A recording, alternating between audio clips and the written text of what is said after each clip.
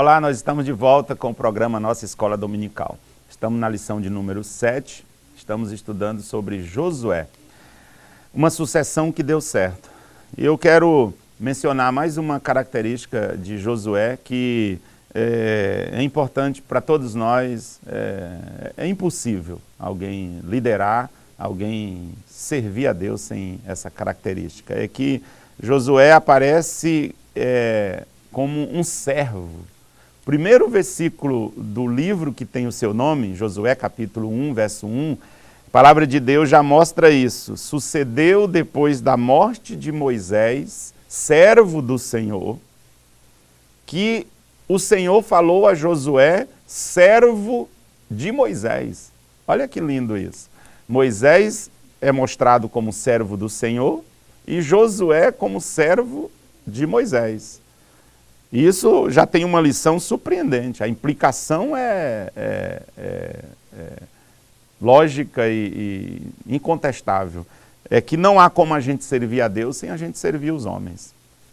Ninguém serve a Deus se não servir pessoas. Isso é de uma clareza muito grande na história desse personagem. Quem não se submete à sua liderança, nunca, jamais se submeterá à vontade de Deus. Nós precisamos muito de servo.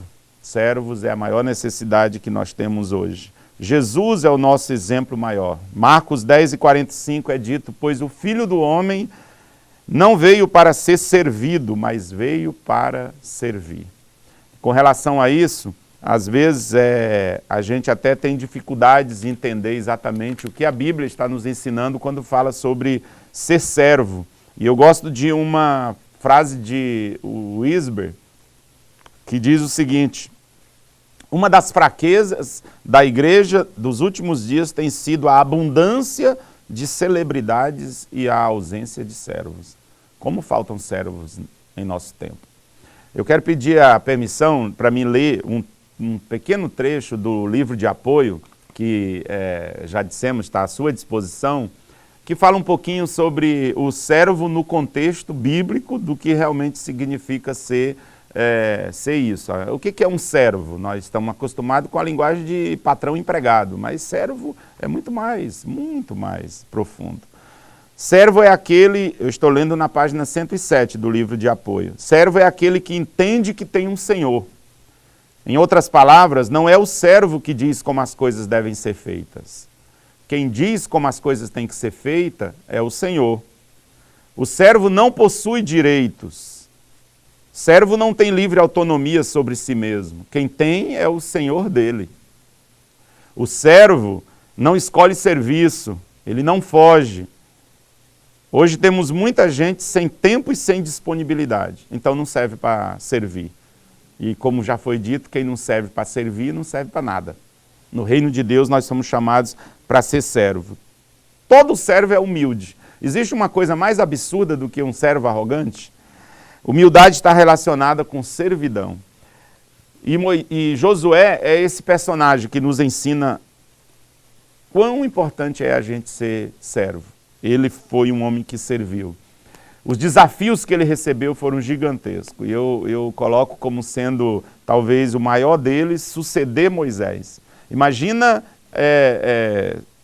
não seria fácil para ninguém receber o bastão das mãos de Moisés.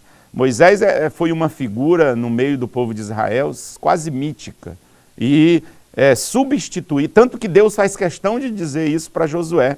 Logo de início, Deus diz, olha, como eu fui com Moisés. Parece que Deus está dizendo assim, olha, Josué, não era Moisés, era eu na vida de Moisés. Porque logo no início, Deus faz questão de dizer isso para ele. Assim como eu fui com Moisés, eu vou ser contigo. E como ele fez o que fez, porque eu estava na vida dele, eu também vou estar na tua vida, Josué. Parece que Deus está querendo dizer para ele assim, Josué, quem morreu foi Moisés, Josué. Mas a obra de Deus não girava em torno do Moisés. Josué, a obra de Deus gira em torno de Deus e ela vai continuar. Quando a gente olha para o tópico 3, a gente vê o que foi que Deus exigiu de Josué. E a lição enumera 3 coisas, todas elas importantes. O primeiro é ânimo.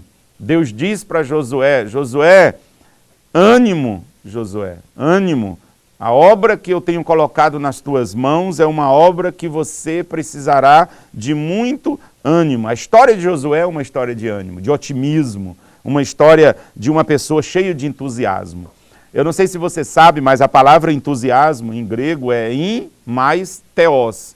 Ou seja, uma pessoa entusiasmada é uma pessoa que tem muito de Deus nela. Ou, invertendo, uma pessoa cheia de Deus é uma pessoa entusiasmada. Mostre-me uma pessoa cheia de Deus e eu lhe mostrarei uma pessoa entusiasmada, cheia de ânimo, cheia de vida. Ânimo é isso, é um estado de espírito duradouro de quem anda na presença de Deus. Não tem como a gente imaginar uma pessoa que anda costumeiramente com Deus seja desanimada o tempo todo e em todo o tempo. Eventualmente podemos passar por vales momentâneos de desânimo, mas não é isso que nos caracteriza. A segunda coisa que Deus exige de Josué é um esforço. E essa é a qualidade que mais Deus repete. Deus repete isso no capítulo 1 de Josué por 3 vezes, no verso 6, no verso 7 e no verso 9. Esforça-te, Josué, esforça-te, você vai precisar se esforçar. É interessante porque não há lugar para preguiça na obra de Deus. Deus não chama pessoas preguiçosas.